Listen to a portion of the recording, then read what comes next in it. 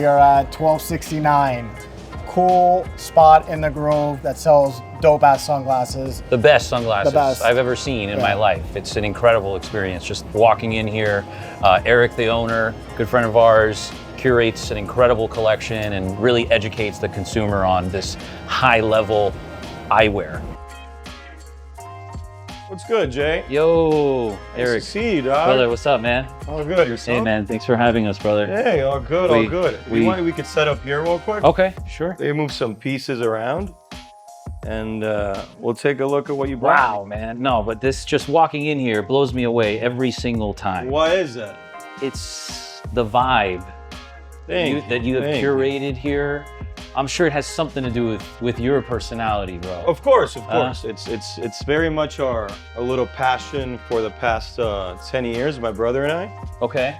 We started off in watches, like you guys, but we were more into the oversized TW steels, the Veredas. This is early 2000s, and we got a little bit into the Rolex Datejust and vintage finds. Okay. And funny enough, man, we bought a store here in the Grove, had two eyewear brands, Oakley and Ray-Ban. And then everything was watches. And what we did, we flipped it around because we had discovered that there's this beautiful niche industry where there's all these independent brands, you know, designers are the owners of the brands and they pour their heart and soul into it. Yeah. And here we are, man. It's been over 10 years already. So, you know, wow. I'm glad that you recognize that the curation here is above and beyond. Oh, absolutely. I know you were interested in some explorers, so we brought a few options. The trend right now is, I think, following the Cartier crash and all those super small Cartier models. So you're always on trend, man. So you know exactly what's hot. And the 36 millimeters, definitely this like neo vintage world is what I like to call it. Not too far back, but you know, still a vintage. So what's neo vintage, 90s? Yeah, I would say within 20 to 30 years max. Yeah. I do like that era. It's a childhood for me. Exactly. You know, it's when we were growing up, but you saw the Ferraris, yes, the Porsche 911, 993s on the wall. Exactly. I drive a 95 SL 500. So I like the vintage.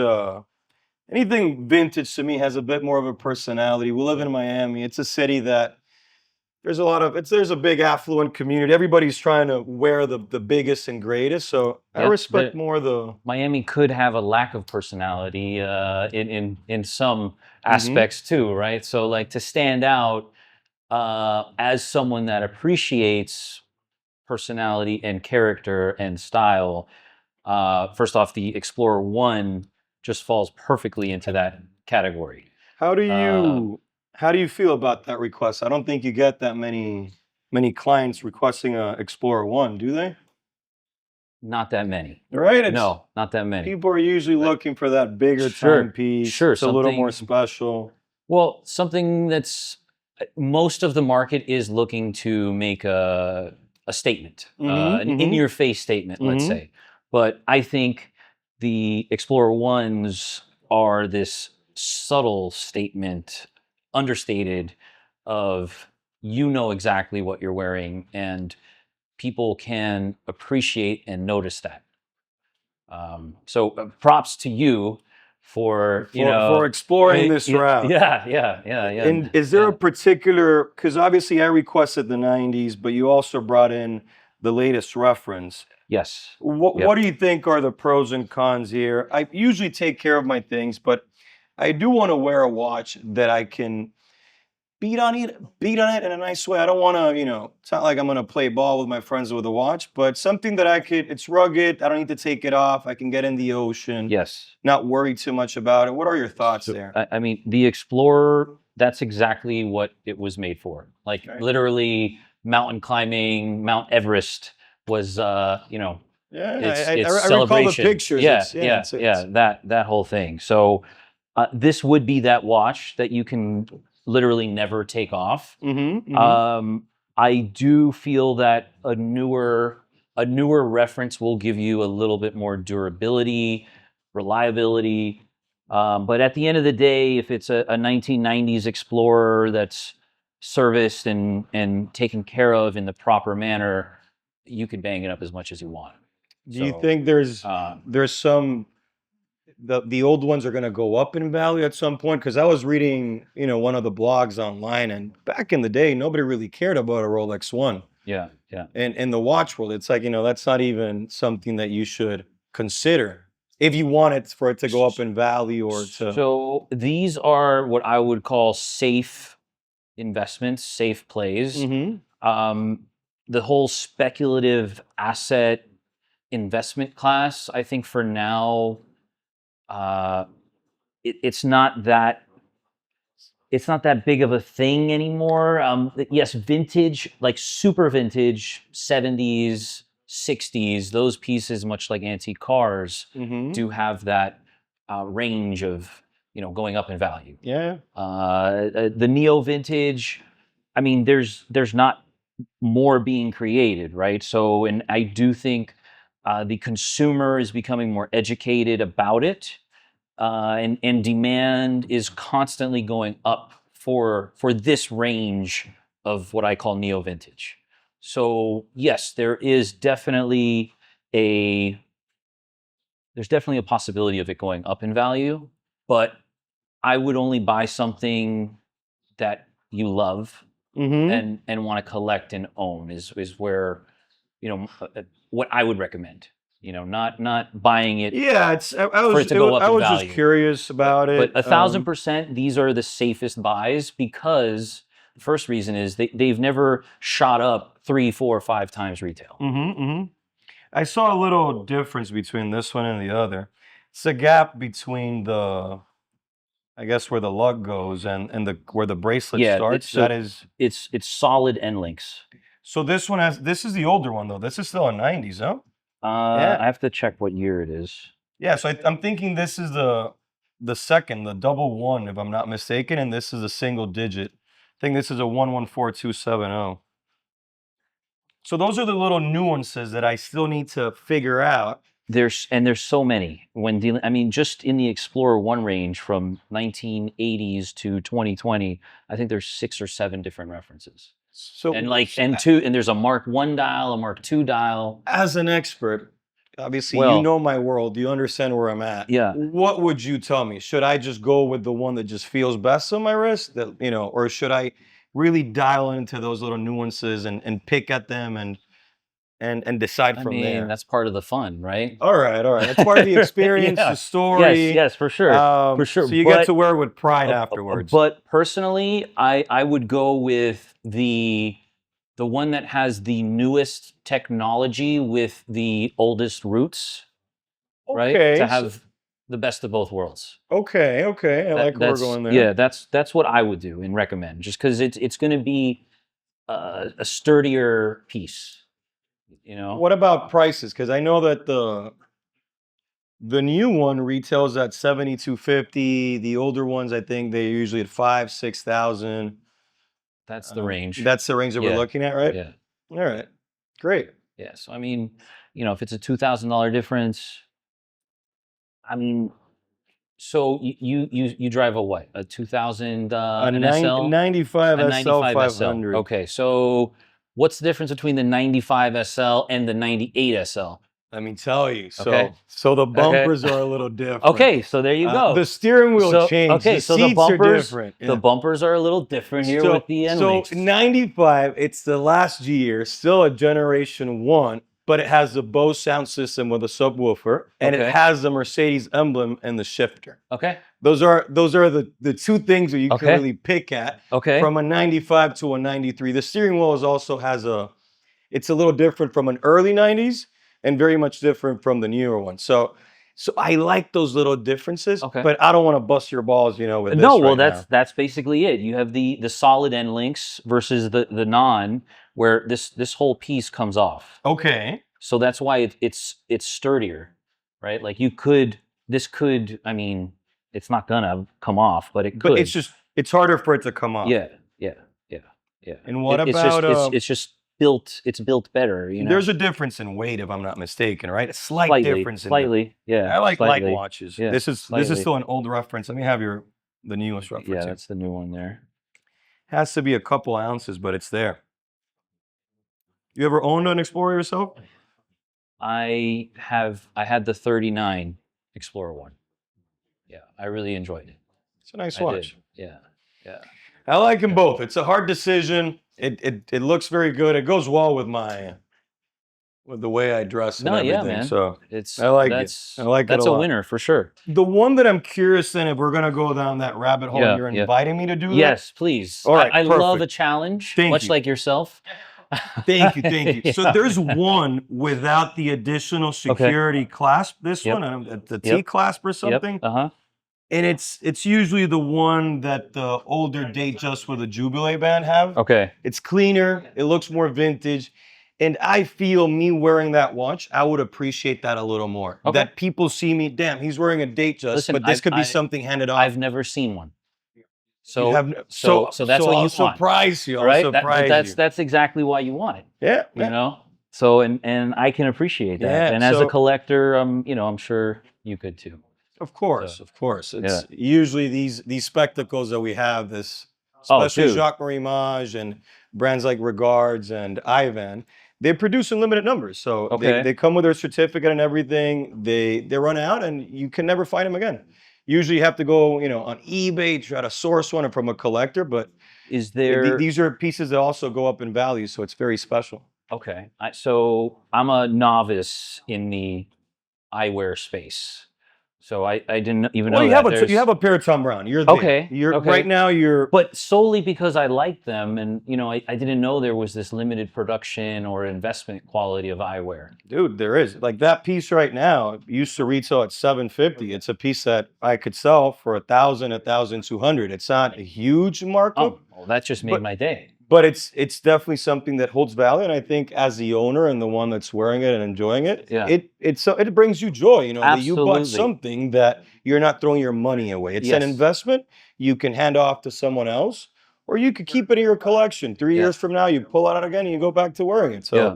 There's nothing wrong, but as far as like what's really in right now, Yes, please drop the knowledge on me. Jacques Marie Mage. There's Okay. there's a couple pieces on Jacques Marie Mage on this wall, but most of our Is that JMM? JMM. Okay, all right. Your Okay. partner David Yes, likes to wear David is JMM. obsessed.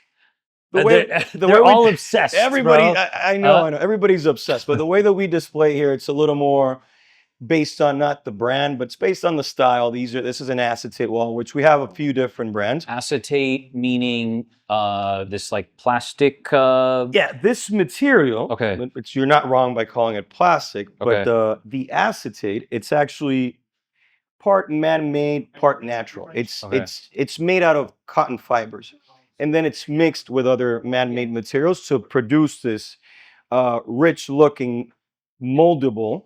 And at a certain point, it is environmentally friendly. It's not like a plastic bottle. Okay. So, but this material also allows it to age in a special manner. there's to patina. it patinas and allows Okay. it to contour to your face in a very interesting way. Same, now that you mentioned patina, JMM with their arrowheads in the front, when you see silver, they're using sterling silver. And they want that, arrowhead to patina, to tarnish. Okay. So it starts to show a little more character. And obviously you can clean it off if you wish, Yeah. but it's a great conversational piece. Yeah. See Ashcroft. I'm a big fan of that little frame. Could try it on. The color is a little aggressive, but it's a very good looking piece. Okay, so a big thing of glasses is obviously like matching the face form to the Yeah, glass, yeah. or I mean, is it to each their own of the wearer? them, There's a science to it. There's a science like I to just it. don't give a fuck. There's people that can pull anything off, Yeah, and yeah. that's perfectly fine. But Yeah. you wanna, you have a round face, you wanna break off the shape. Okay. So you would do a square, you would do a rectangular shape. You have a narrow face, you have a heart-shaped face, it's gonna be a little easier to go round. But it's not an exact science. It's not a Okay. pair of jeans that I'm a Okay. 32 long on Yeah. a boot cut. No, Yeah. it's something that it's gonna age and it's gonna change. You might want to wear a different shape, but at the same time, a round, like your Tom Brown, fits you nicely. But if I pull another round, it might not. So it's Okay. you usually need to have someone guiding you through the process, and that's where 1269 really makes a difference, in my opinion, compared to other stores out in the market. What does 1269 stand for? How'd you come up with that name? It's an interesting story. I'm going to give you the short version. Okay, fine. The long version might not be, good for the camera, but point is, circa 1269, the first pair of corrective eyeglasses were invented. Prior to that, if you were nearsighted or farsighted, that's it, man. You were done. Yeah. And so the year 1269. The year 1269, circa 1269. Okay. So the Catholic Church makes reference to this, in public. Whoever invented this great, tool, please come up. The person never came up. Maybe he died or something happened. So history doesn't have a name for who invented eyeglasses. And we feel with all this noise when you walk into the store, so many brands out there. Wow. You're seeing glasses when it comes to what is it that you want to invest, what is it you want to own, what is it you want to collect. And obviously we have pieces that start at 130 all the way up to 1,000 and change, 2,000. But we're here to guide you in the process. We're a store that likes to have a conversation and really understand what are your needs and what is it you want to do. Amazing. Yeah. It's similar to the watch industry. It's you're really starting new relationships with every client. You have to have a relationship in order to really, enjoy a piece of eyewear. If a client walks in here and they're like, no, we're not, we're just looking, that's a turnoff for us. We want to be part of the conversation and we want to help you because we want you to look your best. Yeah. Finding the right pair of glasses, it's not easy. It's not a t-shirt, it's not a pair of sneakers. You need some guidance. So now, would you suggest this pair? I wouldn't know. I just picked up something that I liked real quick. So I know that this like Bad Bunny super skinnier look is like kind of, or is that maybe last year? No, I think it's Bad Bunny's a rapper. So when you're a Bad Bunny, you really want to go outside the mold and you want to go ahead and do something really funky. Yeah. But as a non-rapper, man, you want to stick to something that you can really use. I'm going to get something real quick. Okay. Something that you can really use. I mean, I do love how these feel, but... Yeah, they have a very nice feel to them on your face, right? Yeah. I always think less is more. And then once you have that, you've grasped that, then you can start to elevate things and go with something a little more crazy. I was looking for something a bit more in the core collection of JMM, but we're sold out on the Molinos and the Torinos and stuff. What's up with this like the Pharrell look? That's regards, man. That's handmade. That guy wins every single Eyewear show. He wins an award. It's a funky one. Oh, that's funky. That's funk. See, it's too funky. I wouldn't take you there. I mean, I don't know. I think I can pull this off, though, man. Can I pull this off? A particular day. Try on the Comanche by JMM. It's part of the collection 3-4 years ago. You got a metal and acetate construction. Okay. It's a little more approachable. Something that's you're gonna age with it a little better. You're not gonna get tired of it. Versus the regards, you're gonna buy it and wear it a few times, and it's gonna get old quickly. Unless you're Bad Bunny, then I would encourage you to do that. But as non-rappers, better to take it a little easier. So this has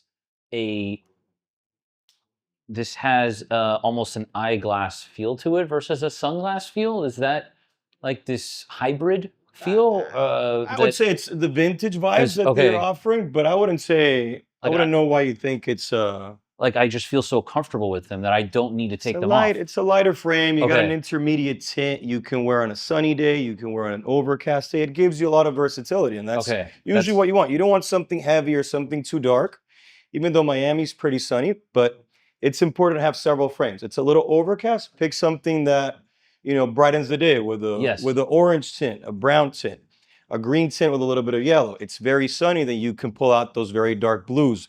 The sky looks amazing, but you pull out a blue on an overcast day, kind of brings you down. Depresses. It's very moody, Is there a science? Someone told me there was this science there is a science. Colored orange lenses can actually improve your mood? There is a science 100%. Okay. I wouldn't condone it too much when you see those young kids with a yellow lens or a light, lime green and a bright sunny day. It's just allowing more light in their retina. Okay, Not that's the harmful. Yeah, not the route that I would go, but it looks cool and I understand what they're going. Yeah. I've done it myself. It's not something that I'm ashamed of saying, but usually you want to, depending on the occasion, you pull out different lens colors. Let's try something else. Yes, please. I mean, I'm loving these. So I'm glad you like them. yeah, It's one of my favorite I do frames feel myself. a little kind of like what Reverend, what's his name, vibes with like the you know what I'm saying? 1970s vibes. Not sure who you're talking who am I about there, to talking be about? honest with you. I'm completely lost. The Reverend from Malcolm X vibes, bro. No, because it has a metal and acetate. Yeah. But I'm feeling it though. It's a nice frame. These are badass frames. I'm glad. Like if I walk in here with these frames, you're gonna be like, this guy kind of knows what he's doing. The watch, the frames, but you're not wearing, fancy shoes or a fancy belt, so you're accessorizing yourself in a very interesting manner. Okay. JMM Devoto flat top has a nice little sunset, lens. Yeah, you always want to. Best way to go about it this way. That flipped over. Yeah. Okay. It's going to be a little more punchy. It's going to be a little more aggressive, but I would assume it looks good with a hat. Okay. The straight line on the top. Yeah. Is flat brow. Flat brow. Okay. Not the frame that I would encourage you to purchase, but it's definitely a good looking frame. This is fun, bro. Thank you. I'm glad you like it. Yeah, man, this is fun. Simple metal. Yeah, man. This is Ivan Japanese simple metal frame. A lot of work on it. A lot of filigree on the temple. Super lightweight. Usually they'll use a mineral glass lens. You get the best optical clarity from a mineral glass. So filigree, it's like a guilloche on the watch the etching, parts. man. Like you guys have that on the watch yeah. industry. Oh wow. Very subdued, very chill. If you're dressed a little more eclectic on the bottom, then you want to go with something a little more toned down at the top. So a day like today, you can go a little more funky. Okay. If you got a shirt that has some prints and stuff, then bring it down at the top. It's going to look better. Man. How did you learn about all of this? Where did you absorb all of this from, bro? Like this is dude, when you're doing what you're loving, it's fairly easy. And you add to that 10 years of this, going to the shows, interacting with the owners, with the designers, really getting to know, what guided them to produce that certain frame. Why did they work with that particular factory in that country? Because the misconception is that Italy is the place to produce. Yeah. But if you want the best of the best, you go Japanese, man. Eyewear is such an integral part of style, right? And I appreciate that you're saying that, because some people leave eyewear for the last thing that they're going to stylize. Okay. It's like, oh, I got everything put together, so now I'm going to think about eyewear, and it's on your face, so it's the first thing. Yes, exactly. The first thing people look at. So it's very important to me personally. Yeah. What's the deal with, like, if it's Gucci or Louis Vuitton? They have their eyewear, right? But then you have these boutique designers, would you say, or more couture eyewear designers? How do you classify that? We refer to them as independent designers. Okay, independent designers. Because you look at Gucci, you look at Louis Vuitton, you look at a Fendi.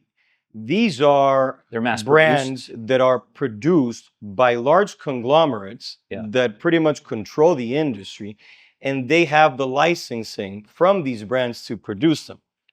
So they're paying very big dollars to have the logo on them. Okay. But then these big, firms, they have to pay their shareholders. These are not privately owned companies. These are publicly traded companies. So at the end of the day, you're getting a subpar product for the price that you're paying. When you work with these guys, for example, Garrett Light, it's a great example. These guys produce in Hong Kong. And people are like, why would I buy a frame from Hong Kong? Well, you're getting Italian acetate, you're getting Japanese mineral glass lenses, and then you're getting German riveted hinges. Okay. When you're buying a pair of Gucci's, they're produced in an Italian factory. Yes, it is in Italy. but they're not using Italian acetate. They're not using German hinges. Yeah. And they're using CR39, which is plastic lenses. So you're buying into a brand, but you're not really buying into quality. So there is this misconception, would you say, Dude. of just because it has Gucci on the side, you think you're getting this high-end product, but in actuality, So you're not. imagine that you were to walk into a jewelry store, right? A big chain of jewelry store, and you were told that every single product sold in there is manufactured by the same company, and that same company owns every single of those stores. Sunglass Hut. Everything in a Sunglass Hut is owned by Sunglass Hut, produced by Sunglass Hut. It's Luxottica, and they own Yeah. the biggest lens, the biggest ophthalmic lens brand, Varilux. They own that. Sorry, Essilor, who produces Varilux, which is their progressive lenses. So there's no identity there. Okay. It's pure business. What can we produce that can catch on and we can make money? Mass market. These guys are, what can we produce that I could, when the show comes around, the other owners and designers are going to be talking about me, because this is my pride and joy. And this is what I do because I love. And I'm not going to cut corners, which is that's what JMM did. Jerome, the owner of JMM, 20 years plus in the industry, says, I'm going to create a brand and I'm not going to cut any corners. Yep. And I'm going to show the world what can be produced if a guy really stops thinking about the profit every day. Yep. And he's still doing very well for himself. Yeah. But he really changed the market and the direction of everything. Wow. He's a leader in this space. I mean, everyone's talking about him. Highly respected So, dude, man. yeah. Lovely guy. Very interesting to have a conversation with him because he's very down to earth, enjoys nature, great dude. And he emulates that in his collections. Yeah. He does. Much He like does. yourself, bro. Yeah. In your store and your brand. Really, please come by, check out 1269. This is an incredible experience. Coconut Grove has the vibes. And if you're looking to step up your eyewear, come by, say what's up to Eric. Tell him Jason sent you. He'll hook you up. I appreciate that, my man. Yeah, man. It's been such a pleasure, dude. Likewise, really appreciate brother. it. We need to Okay. circle back and go back. Oh, now yeah, to once you yeah. find me the one with a With the with a- older with the class. older Yes, clasp. yes, Yeah, absolutely. We'll do that. I guess we'll revisit in your offices, no? Yes, we'll come back to the showroom. Perfect. Go back to the showroom. Yes, we'll perfect. take a look at them. We'll go a little more in detail, and then Sure. you can really elaborate on the little nuances between one and the other. Perfect. Yeah. Sounds great. All righty. All right, man. Pleasure. Peace Take and care, love. guys. Adios.